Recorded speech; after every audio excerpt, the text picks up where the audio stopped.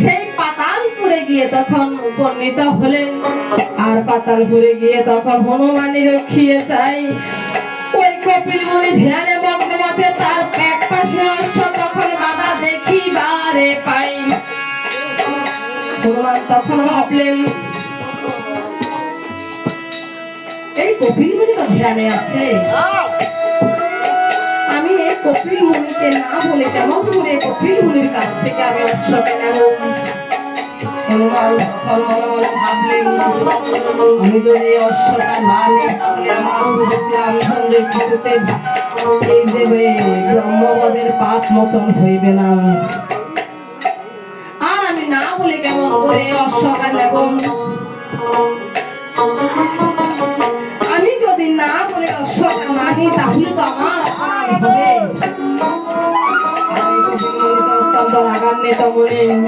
যে শ্রীরামচন্দ্র পূর্ব বংশের সগর নামে এক রাজা ছিল, সেই সগরের ৬০,০০০ পুত্র কপিল মুনির কোপানলে সবাই করে নিধন হইয়া গেল।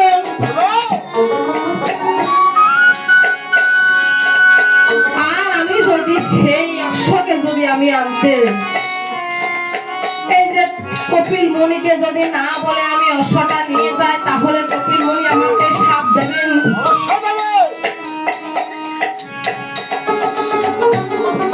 আচ্ছা আমি একটি কৌশল সিদ্ধান্ত নিই, আমার অপরাধ হলে হোক আমার প্রভু শ্রীরামচন্দ্র তাতে করে ব্রহ্মপদের পাপ মোচন হবে। তখন মুনি ঠাকুর কি কাজ, এই যে হনুমান তখন মুনির এক পাশে গিয়ে কি কার্য করলেন,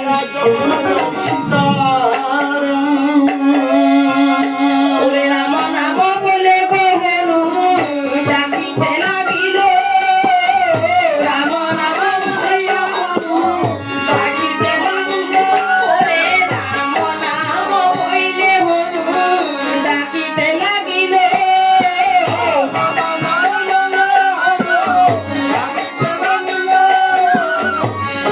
আরে রাম নামের গুণে গুণের ধ্যানে বেগে গেল, রাম নামের গুণে গুণের ধ্যানে বেগে গেল, আরে রাম নামের গুণে গুণের ধ্যানে বেগে গেল, রাম নামের গুণে গুণের ধ্যানে বেগে গেল। এই পাতালপুরে এই পাতালপুরে এসে আমাকে এমন রাম নামকে শোনালো, যে রাম নাম ছিল স্বর্গে। এই যে দশরথের ঘরে রাম নাম রাম অবতীর্ণ হলো, আজ এই পাতালপুরে এসে আমাকে এমন রাম নামকে শোনালো, যে রাম নামের প্রতীক্ষায় আমি এই ধ্যানে আছি। আজ আমাকে কে এমন সুমধুর রাম নাম শোনালো। আর এদিকে দেখলেন হনুমান, ওরে ভক্ত শ্রেষ্ঠ হনুমান তোমার এই পাতালপুরে কোথায় হইতে আগমন?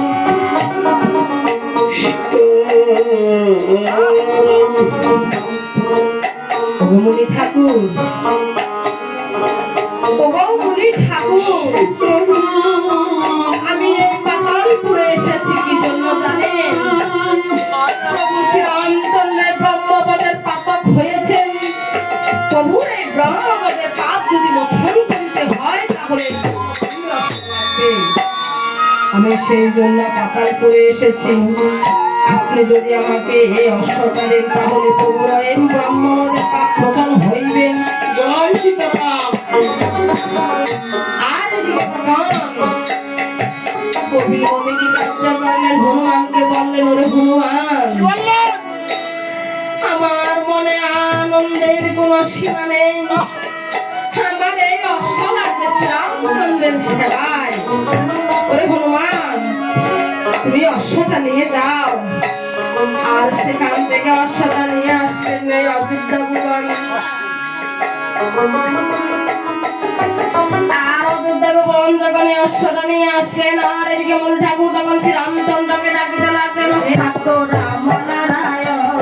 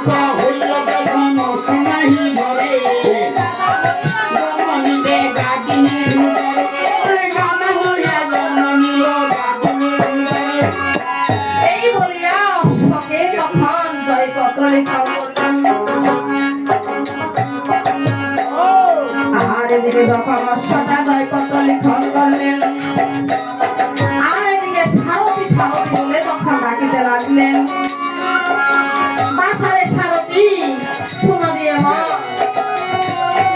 এই শত্রুগুলোকে নিয়ে অশ্বটা নিয়ে তোমরা এই চারদিক করে এসো ভ্রমণ।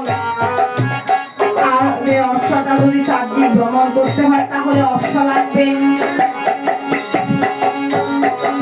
এই যে রথ ছাড়া কি দিয়ে সে চারদিক ভ্রমণ করবে।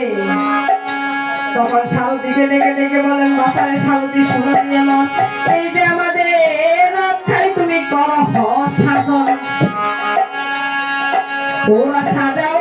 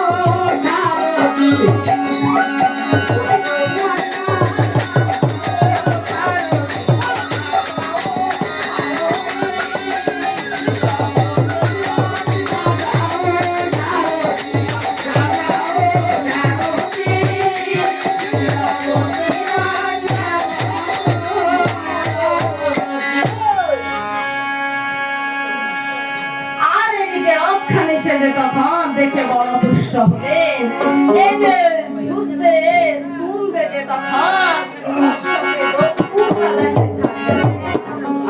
পৃষ্ঠে তুলবে দে, আরে এই যে পৃষ্ঠে তুলবে দে গমন করলেন নাকি? হ্যাঁ, আর এদিকে তখন পূর্ব দেশে গিয়ে অশ্ব তখন দর্শন দিলেন। এই পূর্ব দেশে ছিল রাজা পর্বত রাজা, এই অশ্বটা দেখে পর্বত রাজা তখন ক্ষিপ্ত হলেন, তার জীবনে রাগ ডাকবে না, সতী পূর্ণ হইয়া যেন অশ্ব নাহি ধরে, গাধা হইয়া জন্ম নিবে সে গাধি বিরু ধরে, যে অশ্ব না বাবা সেও কিন্তু বাঁধবে। আর এদিকে তখন কি কার্য করলেন, এ বাহু বলে অশ্বটা তখন পূর্ব দেশে রাজা বন্ধন করিলেন। আর সেই পূর্ব দেশে রাজার বাড়িতে তখন এই যে শত্রু নবীর বিয়ে তখন উপনীত হলেন। কি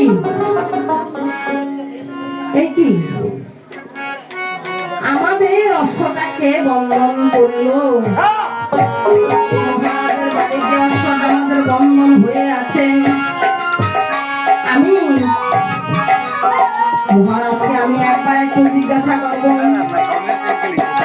যেহেতু মহারাজের বাড়িতে অশ্বটা আছে, আমি মহারাজকে জিজ্ঞাসা করবো, মহারাজ, ওগো মহারাজ, হ্যাঁ বলেন, বড় উঠতে ধরো। এই যে আপনাদের বাড়িতে অশ্বটা দেখা যাচ্ছে, আচ্ছা, এই অশ্বটা কে বন্ধন করলো?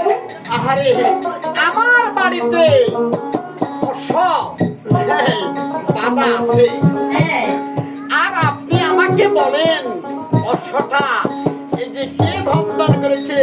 আরে আমি ছাড়া কি আমার বাড়িতে অন্য কে অশ্ব বন্ধন করবে? আচ্ছা মহারাজ, আপনি তো বন্ধন করেছেন, আমি আপনাকে জিজ্ঞেস করব, অনুনয় বিনয় করে আমার এই অশ্বটা ছেড়ে দিন। আরে সেনাপতি, আরে এই সেনাপতি অশ্ব ছেড়ে দেওয়ার কথা বলছে। আরে কত কষ্ট করে অশ্বকে বন্ধন করেছে। আচ্ছা আমি বন্ধন, আরে এখন উনি বলে ভাই থেকে এসেছে, এসে বলে অশ্বটাকে ছেড়ে দিতে দেখে হয় কিছু তো হয় না। আরে এই যে আমার দাদা শ্রীরামচন্দ্রের ব্রহ্মবদের পাপ হয়েছে, সেই জন্য আমরা এই অশ্বটাকে চারদিক এই যে ঘুরে আনার জন্য আমরা অশ্বটা ছেড়ে দিয়েছি। আরে তোমার দাদা হোক না হলে আরো অন্য কেউ হোক, কিন্তু কিছুতে